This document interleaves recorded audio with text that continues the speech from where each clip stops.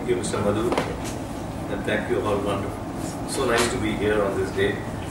And I must say, your introductions were very short and sweet. Otherwise, I go on listening to such long speeches. So I'm supposed to start only at 7:20. I'm already here at 7:05. So what I am here this afternoon, this evening, is to kind of give you a slightly different spin on Indian cinema. You know, many of you are from the corporate industry, established entrepreneurs, and I think it's very important in this, the 100th year of Indian cinema, to just have a look at what is this industry that we are talking about, and where are we in a more global position. First of all, you know, we must understand that when we celebrate the 100 years of Indian cinema, we are also celebrating the 100 years of Pakistani cinema, Sri Lankan cinema, Nepali cinema, Burmese cinema, Bhutani cinema, or you know, Maldivian cinema. Because when Raja Harishchandra was made in 1913, there was no India. You know, it was British India. So wherever I go, I tell my Pakistani friends, please go ahead and celebrate the 100 years of Pakistani cinema. Also this year, Dadasaheb Phalke belongs to the South Asian subcontinent. But what is interesting is about the fact that Dadasaheb Phalke comes in 1913. You see, it's very important to understand the year that these people come in. Cinema, I need to go back a little further. You know, I need to go back to 1895, when the first film was shown in Europe and in America by the Lumiere brothers. You see, when the first film was shown in New York City in 1895, there were traffic jams on the road. There were skyscrapers. The company called Otis had patented their automatic elevator. Coca-Cola was introduced in 1895, sorry. You know, the first aircraft was flying, and an experimental aircraft was flying at that time. So, industrialization, modernity, urbanization had set in completely, and then cinema arrives. You see, it's a very important thing to note that cinema arrives in the Western world to deliver the goods of capitalism, the virtues of free enterprise, and the benefits of healthy competition. Cinema comes as the bridesmaid of capitalism into these worlds. When it comes to India, in 1896, when the first film was shown at the Watson's Hotel in Mumbai, there was no electricity. Forget skyscrapers and forget traffic jams. Forget automobiles on the road. They had to run a generator to make that projector work. And by 1897, there were so many cameras already in India, from England and from France. People were shooting. In 1913, Dadasaheb Phalke makes his first film. By the time, many filmmakers are already making films in this country. But yet, you know, we didn't have anything like an automobile industry.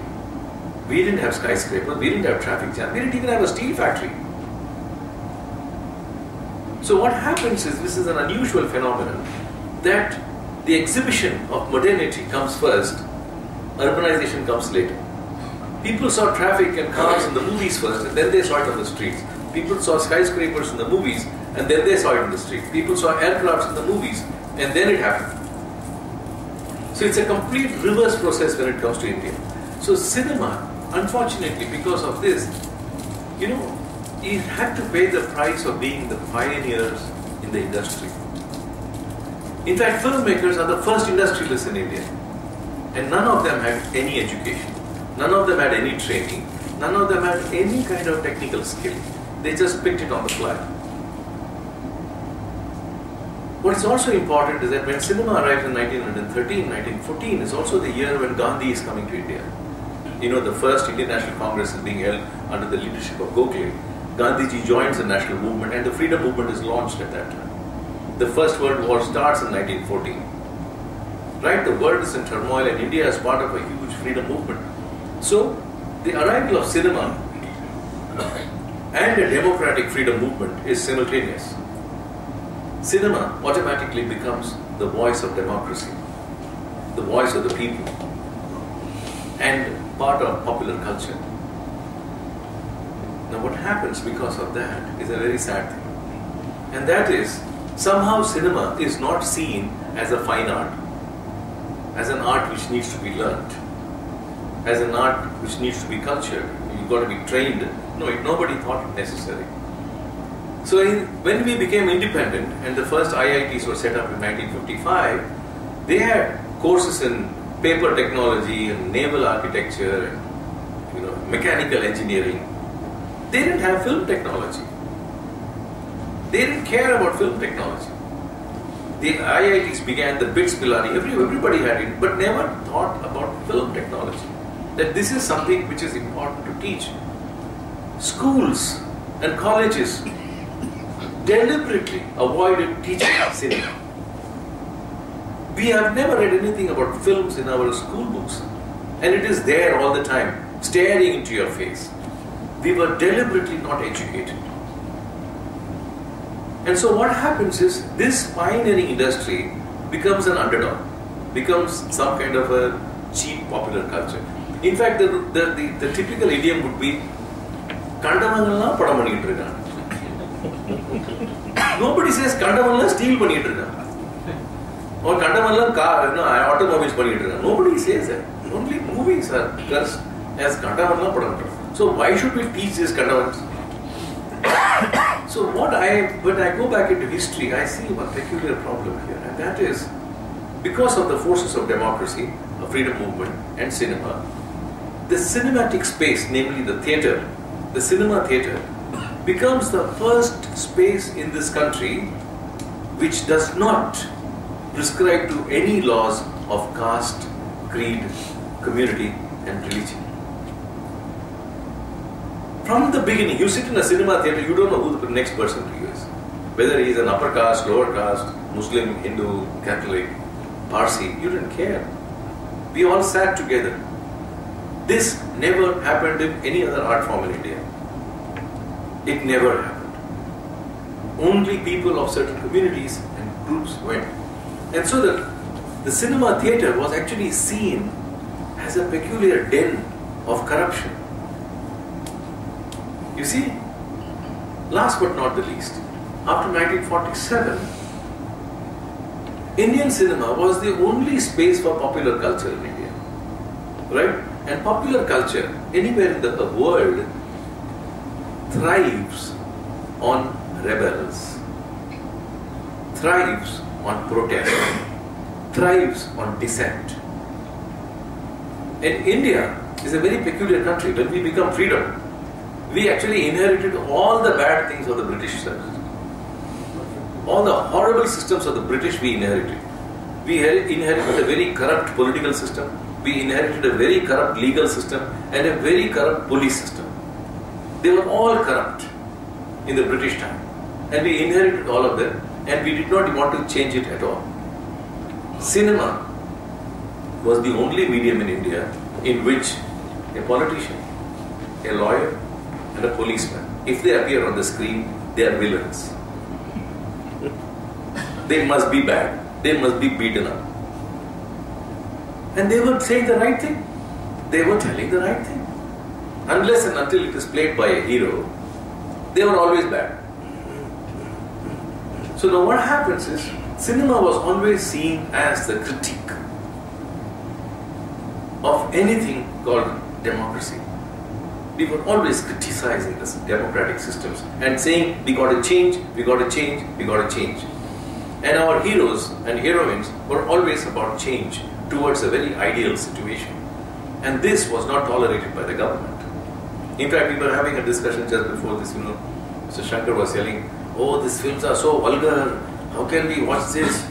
Do you know, sir, in 1953-54, Mr. Madhu will bear me out on this, the Director General of All India Radio, Mr. Kheskar, he banned film songs on All India Radio because they were vulgar.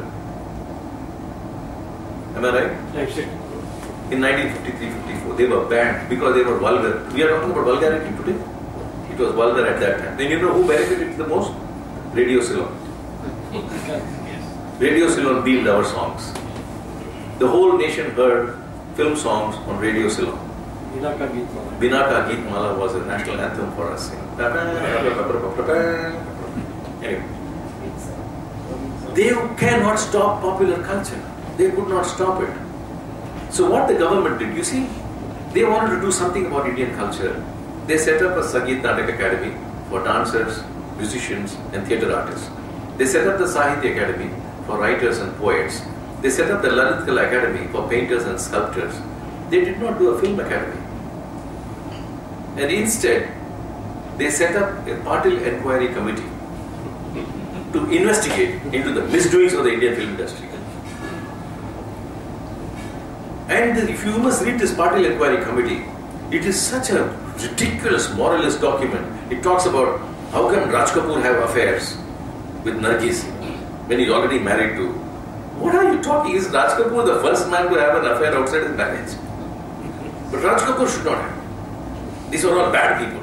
They are all drunkards, they are all womanizers, they are all alcoholics. And there was a proposal left 2 years later in the Khosla Committee report to nationalize the Indian film industry. These are all bad people. We must nationalize it. And they were about, at that time the Indian film industry cost just 6 crores of rupees. The whole industry was only worth 6 crores. And the government said, let's put 10 crores and nationalize it. And there was an advisor, a woman called Marie Satan, a very strong Soviet collaborator. And she said, oh yes, the Soviet industry is nationalized. So why can't the Indian film industry be nationalized? It was almost going to be moved in the parliament. Until some secretary asked, okay, we will nationalize it, but who will write dialogues for Shivaji Ganeshan? Which secretary is going to write it? They said, no, they are difficult on a business for a good to do. And they dropped it. They left it. So you see the film industry starts here in the post-independent India as a truant industry. As a mischief-making industry. And the government deliberately avoided this place. Avoided cinema like a plague. And therefore what happened was, when I look back, and if in 1955, the IITs had set up a film technology department across the country, Indian film industry scenario would have been completely different. After all, they can set up a leather technology institute. I mean, do we need to teach how to make chappals? This is a nation of the finest leather craftsmen. You don't need an institute to teach leather technology. You don't need an institute to teach printing technology. But they were set up because of vested interests, of capitalist interests, who wanted these courses and they wanted designated students with degrees. Why would they not present degrees to filmmakers? Anyway, so what happened was, because of the complete neglect both by the government and by the capitalist sector, I will dare you to guess what is the turnover of Indian cinema. What is the turnover of Indian cinema today? We make 1,100 pictures every year, 13,000 cinema houses, about 1,400 recording studios across the country, 25 laboratories across the country. And what is the turnover? $1 billion? $1 billion is just about $1.2 billion. It's just 8,000 crores of rupees. 8,000 crores, that's all. One man called Raju swindled 10,000 crores. 10,000, one man. This neighborhood here, one guy got away with 1,27,000 crores. Just in this neighborhood. What is Indian cinema? The Reliance is worth 4,50,000 crores. The Indian cinema is a pipsqueak industry. It's really a Shundaka industry. And for this pipsqueak industry, we get 4 pages supplement every day. And we want to know what Khushbu wore yesterday and where is Asim today. We want to know that. We don't want to know what Mukesh Ambani is doing. So if we're talking about this crazy cinema, this is what it is. It somehow does not leave our imagination. It is so strong in our imagination. And we need to question why. Why are we not able to simply say, forget this movie industry. We don't really need it. Why do we need an 8,500 crore industry? It's nothing. It serves no purpose. At the end of the day, it serves no purpose. Because, when I teach the United States, and I look at any book on world cinema, there will probably be, out of a 500-page book, there will be 10 pages on Indian cinema. And we are the world's biggest film industry. We make the maximum number of films in this world. Right? And there will be 10 pages. And out of the 10 pages, 5 pages will be Satyajit Ray. and 5 pages will be Adur Gopalakrishnan, Shyam Benegal, Bollywood, and a little mention of Rajinikanth and Kamal Haasan somewhere. That's it. It's over. Indian cinema is over. So somewhere I feel it's all of us here. We are all morally responsible for this. That we grew up enjoying this film. You know, our hormones grew up because of these movies.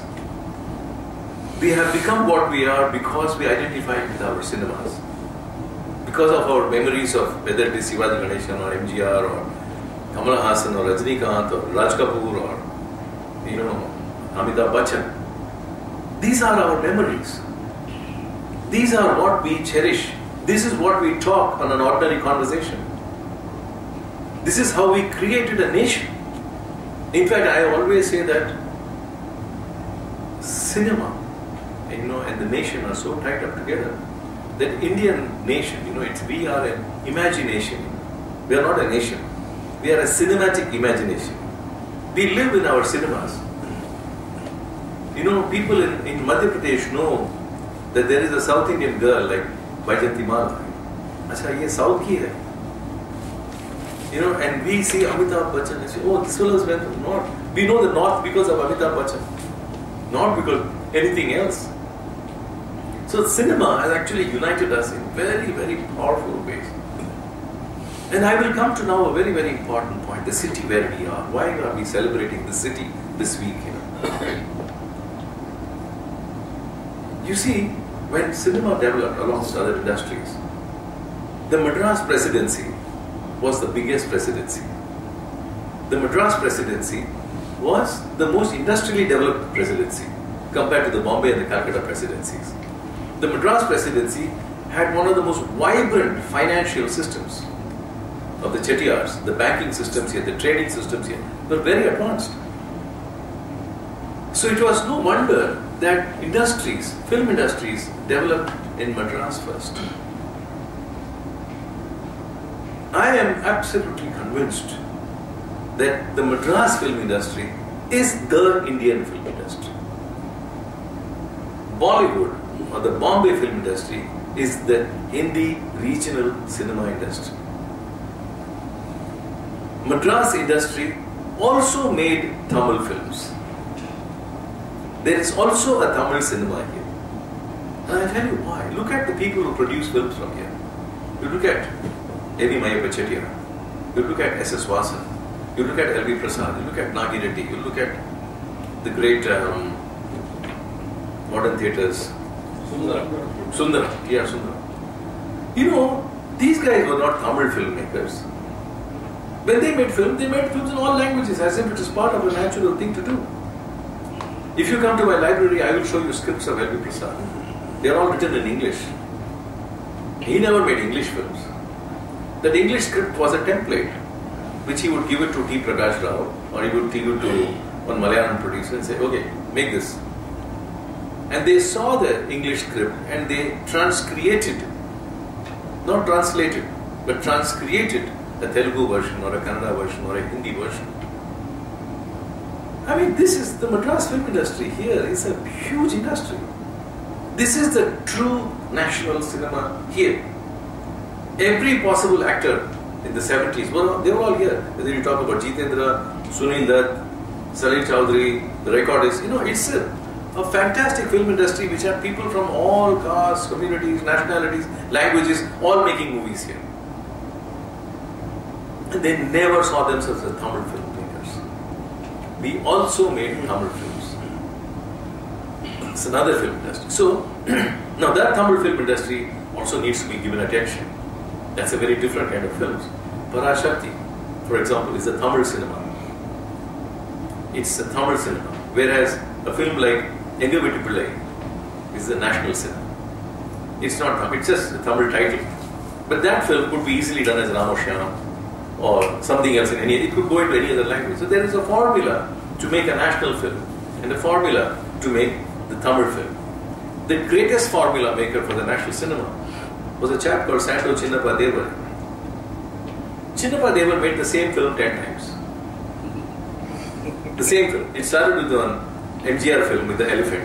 He goes there, does Rajesh Khanna and elephant, comes back, Kamal Haasan and elephant, Goes back Amitabh and elephant. Comes back Rajini and elephant. Goes back then Bitul Chakravarti and elephant. The elephant is the hero. These are all parallel activities. A genius. I mean, now somebody will say, how stupid this fellow is. He was not stupid. He had sense. He had manufacturing sense. Then he was not educated. I mean, he looked like a complete vagabond, crackpot he looked like. But he was a genius, an absolute genius. And I'll give you a small incident about this. My father was one of the most important contributors to Indian cinema. My dad was the vice president of Eastman Kodak. And my father, Mr. Krishnan, was the first person to introduce color negative into this country.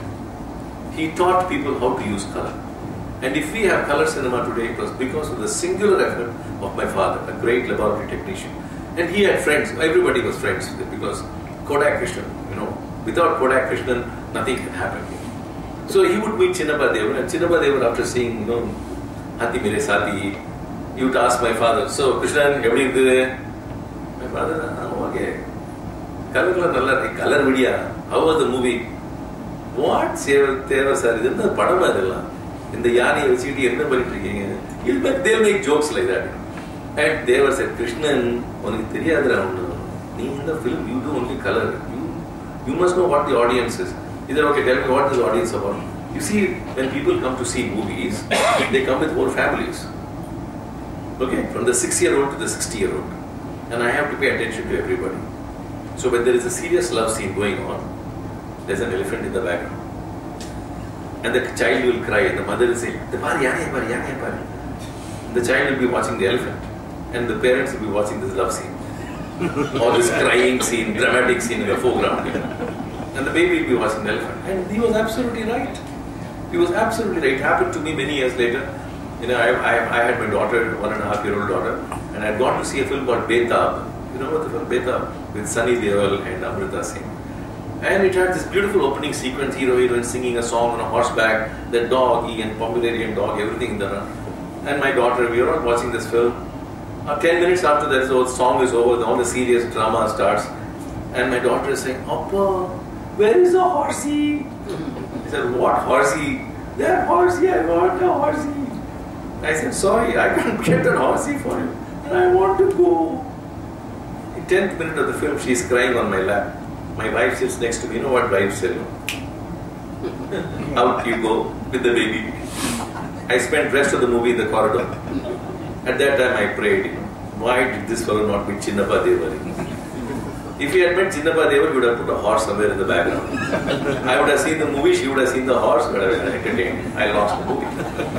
Anyway, so the question is, these guys had interesting ideas. They were ingenious people, and nobody went to go to the film school to learn this.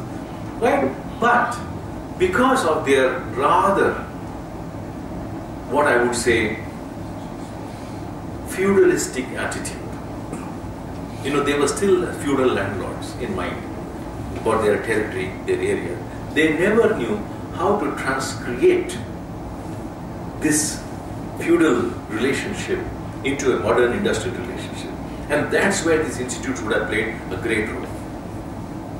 To transform the minds of these people. That, Mr. Chinnappa Devar, you're actually worth much more than what you're getting paid for. Cinema is much more than what it is getting in this country. It's worth much more. I mean, can you believe in this day and age you get tickets for $10 in Satyam Cinema? For 10 rupees you can get idli in Sarana Bhavan, and you get to see Yendiran. Can you imagine in this day and age you have a rule like this? This is so absurd. Why do you reduce cinema to this? To say, what? Why don't we sell cars for 10,000 rupees? So this whole attitude that cinema has to be delivered cheap, has to be given. What is most important for me is that Indian cinema thrives because of one of the finest spectators in the world are here. They love cinema. Their identity is born because of cinema. They are what they are because what they think about cinema. Cinema for them is their emotional software. It is their emotional software. They see a movie, they get enriched. When I go into the south at the time when Subramaniapuram was released, and I would travel to the colleges talking about cinema, You know, that song, Kangal Irandal, was the national anthem of all the college girls and boys. It was that thing that drove their adrenaline and their hormones. That song. Everybody was singing it. That was what their lifeblood was. And you know, it changed. Every year you will have another song, another song. And these are things which circulate in our imagination. And somehow when we grow old, you know, we seem to have no regard for those memories. You know, we suddenly discard it as vulgar, as cheap. But you know, popular culture is always about a wonderful combination of the sacred and the profane. Popular culture has to be profane. Otherwise it cannot be profane. See, where you draw the limit is very important. Where you say this is the line. And I think we have to respect that popular culture because it allows the fundamental tenets of our constitution, which is the freedom of expression. And people in India really use it fully. They really love their cinema. We sell 4.2 billion tickets in this country, which means that average Indian citizen watches 4 films in the cinema theatres every year. 88% of our cinema theatres show Indian films, indigenous films. This does not happen in Sweden. This does not happen in Italy or in Germany. In all those so-called developed countries, 80% of the theatres show Hollywood films. 20% will show their local films, so they're in Germany or Sweden or Norway or Denmark or Finland. They see Hollywood. We are the only country where Indian films are shown and indigenous audiences exist. How is it in China? See, in China, it's a Chinese film industry. It's a completely government-run film industry. So you cannot do anything. They are forced to see Chinese films, and it's largely propagandist films that are made for their country. So they don't have any. Even their internet is completely taken over. Even their television is completely nationalized. So that's a completely different scenario. That's a totally centralized governmental system. But wherever there has been a free trade system across the world, Indian cinema dominates. Now, if only we had a good industry, if only the Tatas and the Birlas and and the Amalgamations Group, and they had all taken Indian cinema seriously as a good capitalist venture, we would have been somewhere else today. And that's one of the precise reasons why I decided to give up filmmaking, in 2003, to enter into the film teaching business, the academic business. And you can see such a marked difference here, that when you go to the film industry and you see educated directors, educated actors, educated people, and they also understand popular culture, there is a marked change. The whole standard of cinema changes, completely changes. And that is so very important. I will just close my talk by saying that where are we going next from here? Where are we moving towards? That there must be a change here. There is no doubt that Indian cinema, Tamil cinema, Madras cinema must change. It must change. It cannot go on like this forever. At this moment, what has happened is, many people, all of you should know that the release strategies of a film have gone completely bizarre. There was a time, I remember when I was growing up as a young boy making films in Chennai around in 1982-83, there was a film called Kidake Pogum Rail, Bharati Raja film. The day it released, there were no posters on the screen. He just released it. Bharati Raja just put it in theatres and it was a super hit. There was no need for publicity, nothing. Today, if you don't spend, for a Tamil film, if you don't spend a minimum of 2 crores of rupees on publicity, you can forget your film. You can just forget it. Now what has happened is, partially because of rampant piracy, if a film has to succeed today, it has to hit at least, an ordinary Tamil film has to hit at least 120 theatres on the opening day. 120 screens on the opening day. A very ordinary film like say Soodhikavum or my student's film which is going to come out shortly, it's called Kalyana Samayal Sadham. It has to touch 120 theatres.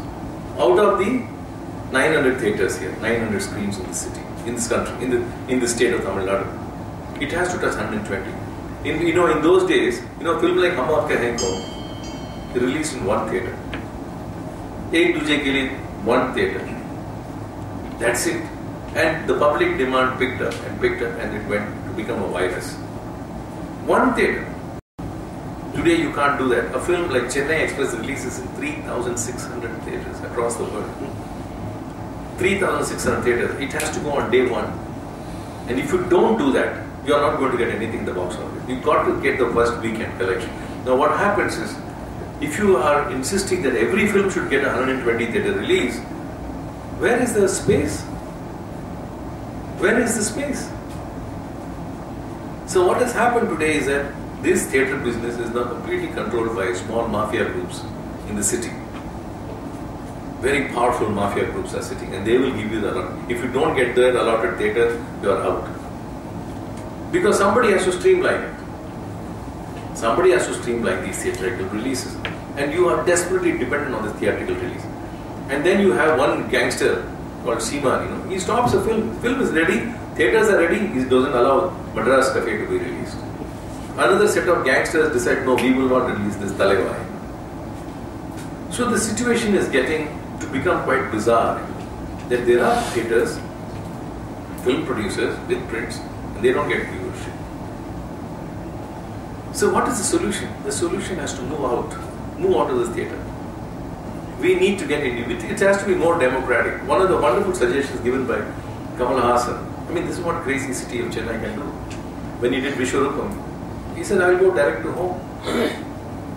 I will get the film direct to your homes. Why should I go to this theatre at all? He was almost at the point of it, and the distributor said, no, don't do that. We will lose money. The theatres will lose money. He was willing to do that. But my friends, that's the future. In another 2-3 years, it will be direct to home. You pay for, some 1,000 rupees and you can get it at your home. And 10 of you can watch the film. Instead of going to Satyam and paying, 3,000 rupees, you sit here and watch it and finish the film. That's going to happen very, very soon. So the cyberspace is going to be the new theatre. The cyberspace. And once you enter into the cyberspace, hopefully, one of the things I am dreaming of, and I am trying to do it very discreetly to some of the big IT sectors, that the IT sector should take interest in the cinema. Not the industrial sector.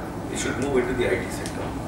And once they take it, once they move it into the net, once you move it into the mobile phone, once you move it into the iPad, and mobile, anything, any device, any device which can take live streaming video, that's going to be the future.